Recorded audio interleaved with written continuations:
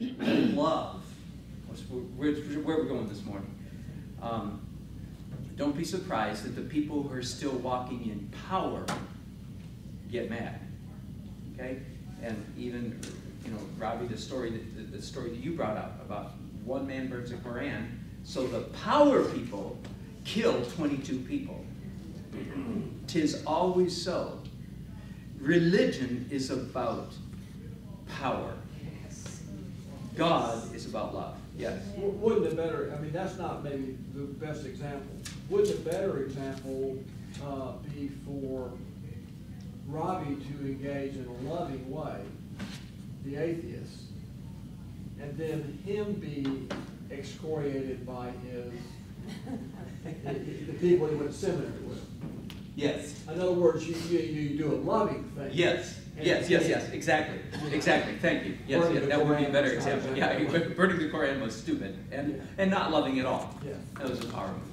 So let me back up now and give where we're going. And I think the Lord is speaking to me so much about this that it's likely to be a series for a while. So if somebody says, well, what's he teaching on? Now, at least for the next month, you can say, well, he's teaching about the difference between love and power. Here's what I'm thinking, and I don't have, this is the way my gifting works, I guess. I think you know this. I don't have everything all figured out. I've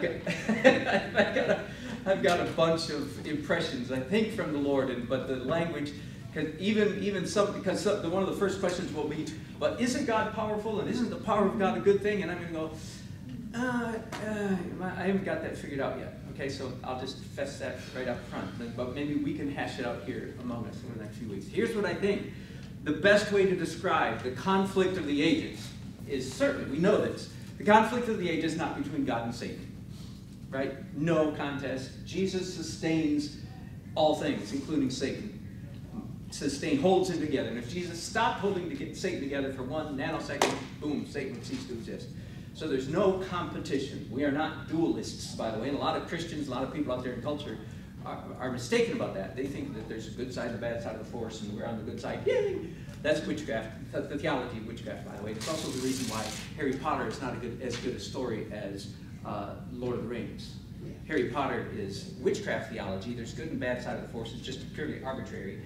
Lord of the Rings is there is a divine providence that's invisible throughout the whole story. Did I say that right? Lord of the Rings, there's a divine providence. He's invisible, like real life. And yet, good prevails. So anyway, that's just a little aside, but to give you some impression. We are not dualists, good and evil. The conflict of the age is not between good and evil. It's not between God and Satan. Did I say that? It's not between good and evil. Now, it's closer to say that the conflict of the ages is between Satan and God's people. That's closer. But I'm going to propose that the best way for us to actually think about this, and the way it'll come down to a very visceral, this is the way I feel, this will help us in our lives, personal lives. The best way to understand the conflict of the ages is between power and love. Okay? Now, let me take out a great big axe and do some broad sweeping strokes.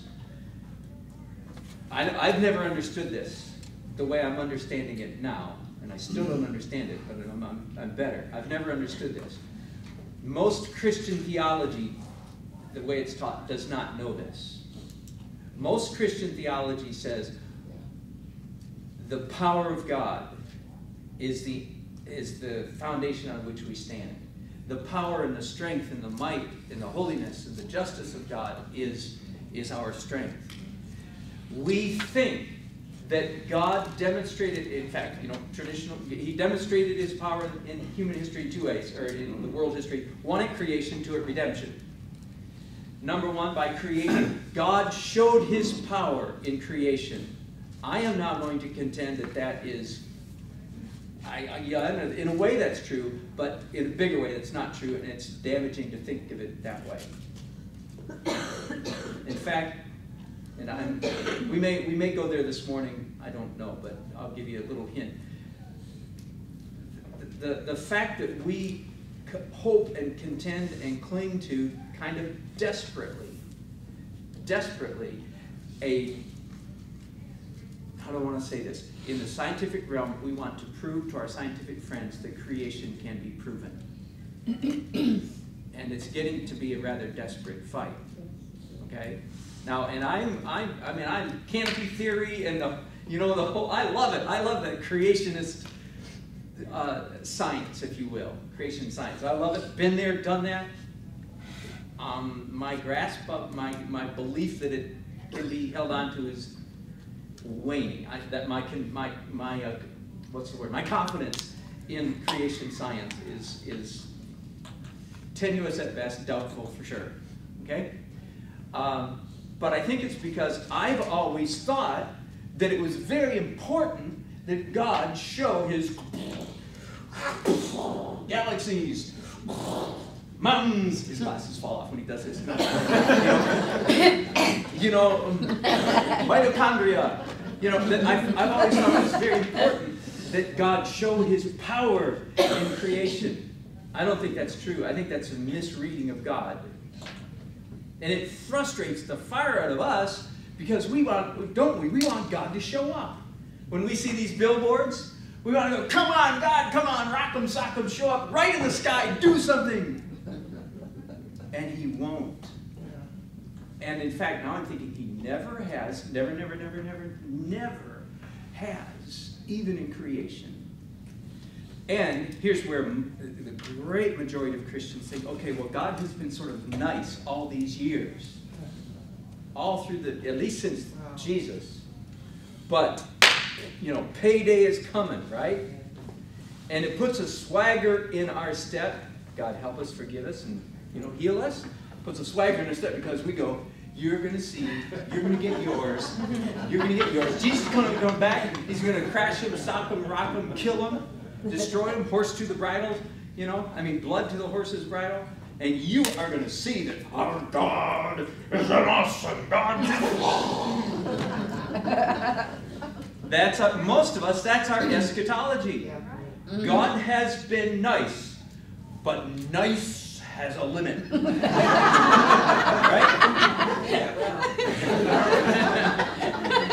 That, for most of us, I'm convinced that's why most Christians just will flock to a study of the book of Revelation, where we show this. God's going to, it's going to be hailstone and fire, and those sinners are going to get it. They're finally going to get it. That, friends, is a theology of power. And I think, here's where I think right now, and I can't flesh this out.